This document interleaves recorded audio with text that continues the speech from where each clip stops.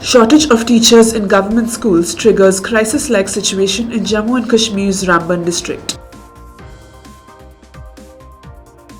Banaras Hindu University welcomes applications for Malaviya Postdoctoral Fellowships. Delhi High Court questions Centre on discontinuing sanitary napkin supply to girl students. Pre-departure briefing organised for Indian students looking to study in Ireland. CBI officials investigating WBSSC recruitment scam snap internet at Commission's server room. CUET UG 2022 likely to be held twice a year, says UGC chairman. NSDC and IIT Mandi collaborate to introduce digital courses in emerging technologies for India's youth. Good afternoon and a warm welcome. You're watching Education News Network, where we get you the latest developments in education at the top of this hour. This is Nitya reporting from ENN, and the daily stories are: an acute shortage of teaching staff in government-run schools of the Ramban district in Jammu and Kashmir generated a crisis-like situation, as informed by a senior government official on Monday. Ramban District Development Commissioner Mushrat Islam had red flagged the problem of increasing the gap between the sanctioned strength and in-position teaching staff to Jammu Divisional Commissioner Ramesh Kumar in a conversation. He also asked for immediate action to put back the school education department on rail. Speaking on the discrepancy between the sanctioned strength and vacancies for principals, headmasters and other teaching staff at all levels in government schools across the district, Mushrat Islam said, "The figures are disturbing." He also said there were widespread protests by the Panchayati Raj institutions, parents and the general public almost every day with the demand to fill up vacancies. The district commissioner further wrote in his letter, "Since the matter was last taken up with the school education department for filling up of vacant posts, there has been a steady procession of teaching staff, especially lecturers and masters, to the other districts without any replacements, thus rendering the majority of the schools without adequate teaching staff." He said 168 posts of lecturers out of 269 are presently lying vacant, with a large number of higher secondary schools left without even a single lecturer. Mushrat Islam further said that 168 out of 269 lecturer positions are currently empty, with a large number of higher secondary schools lacking even a single lecturer. He had stated with 256 posts of masters against 437 and 43 out of 59 posts of headmasters also lying vacant, District Ramban is literally on the edge in the school education sector. The Deputy Commissioner requested the Divisional Commissioner to take up the matter at the appropriate level and fill the vacancies without any further delay. Banaras Hindu University is welcoming applications from Indian nationals, foreign nationals, PIO and OCI for Malaviya Postdoctoral Fellowships. The fellowship scheme was launched under the Institution of Eminent status granted to the university by the Government of India. There are up to 100 positions in all disciplines of sciences, social sciences, humanities and other professional disciplines. The fellowship is for 2 years and is extendable to another 1 year based on favourable evaluation. As part of the fellowship, a candidate will receive ₹1 lakh per month with an additional annual research grant of 3 lakhs. The last date for submitting applications for the fellowship is June 17, 2022. Students who have obtained their PhD from the top 500 institutions of the world and hold a good academic record or having postdoctoral experience of 2 years from the top 500 institutions based on THE or QS ranking shall be eligible to apply. The age of a candidate applying for the MPDF should probably be less than 35 years as of June 17, 2022. The Delhi High Court on Monday sought a response from the Delhi government on a public interest litigation seeking forthwith restoration of a sanitary napkin facility for girl students in all government schools, and said that the mere absence of a running contract is not good enough to discontinue a social measure.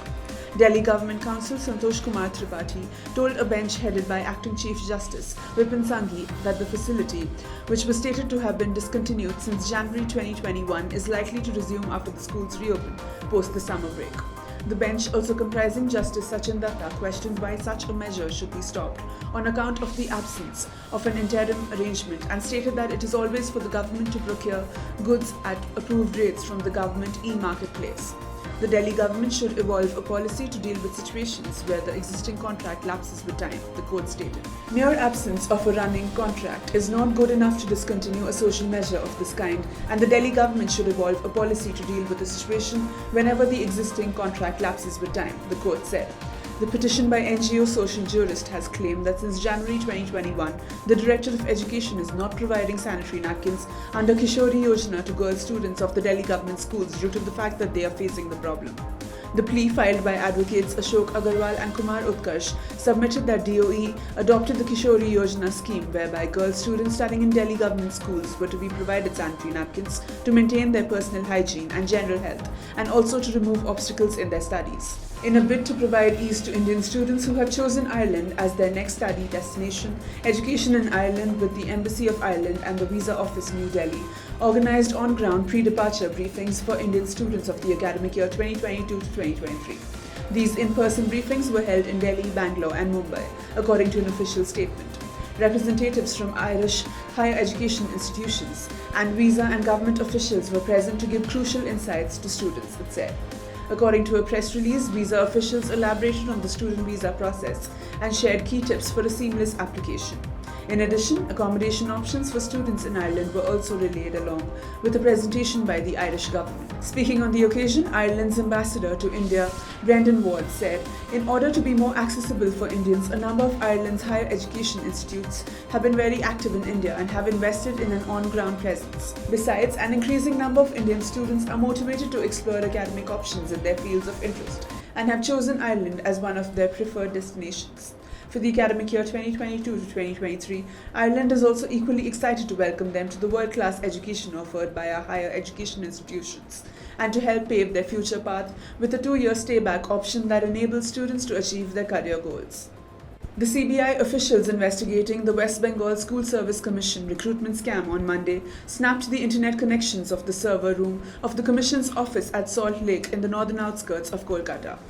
This step has been taken to eliminate chances of the computers at the WBSSC office getting hacked or anyone remotely accessing them. At the same time, the CBI detectives have also sealed 2 rooms of the WBSSC that house 4 computers and 6 cupboards where crucial documents are stored. The Central Reserve Police Force personnel are already in charge of the security of the WBSSC office following an instruction of the Calcutta High Court single judge bench of Justice Abhijit Gangopadhyay. CBI sources said that the data stored in the computers at the WBSSC office have crucial links about the alleged irregularities done to manipulate merit lists for recruitment of out-of-turn persons.